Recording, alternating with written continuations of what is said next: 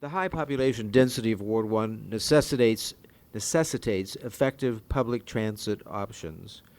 What should be done, if anything, to increase reliable options and encourage greater use by residents of the ward?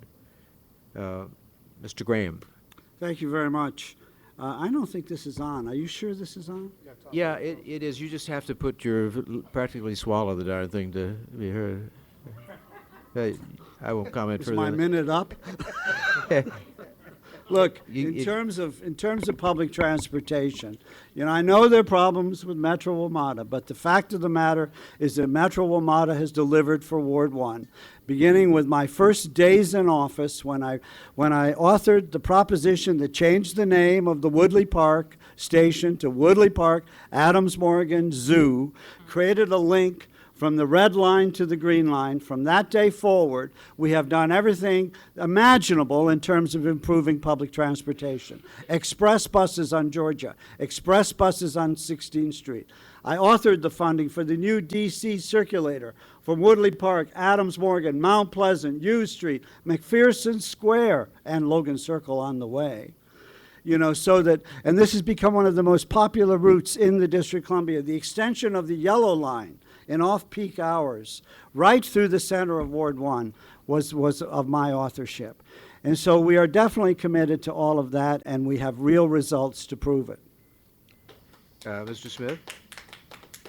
With all due respect, I think WMATA took the first step in the right direction when it got itself a new chair under Jim Graham's chairmanship of WMATA, and I definitely believe leadership starts at the top. But we saw incidents skyrocket. We saw the cost for ordinary people to ride Metro skyrocket, and I think we haven't done enough in the city to raise revenue through other sources other than simply taxing the riders. For instance, all of the development that's been going on over Metro properties.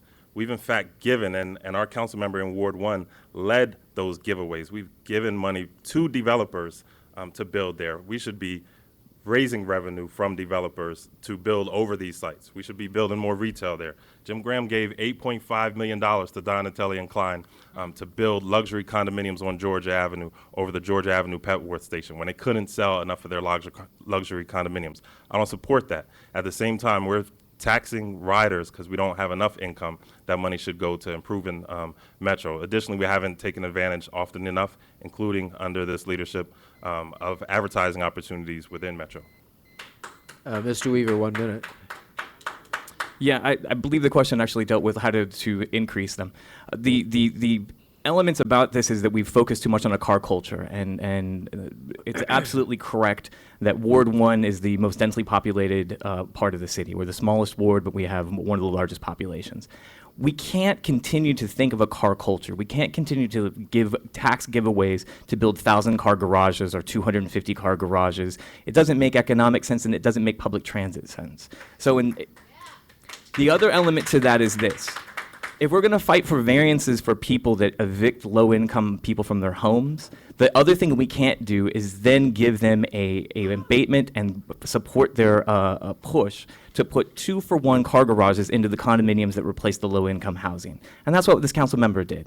So what I would really like to say to people is this, is that one, the ideas that zoning for condominiums should be 2-to-1, 2 cars to 1 apartment, is ridiculous, and it should be embarrassing that anybody would support that.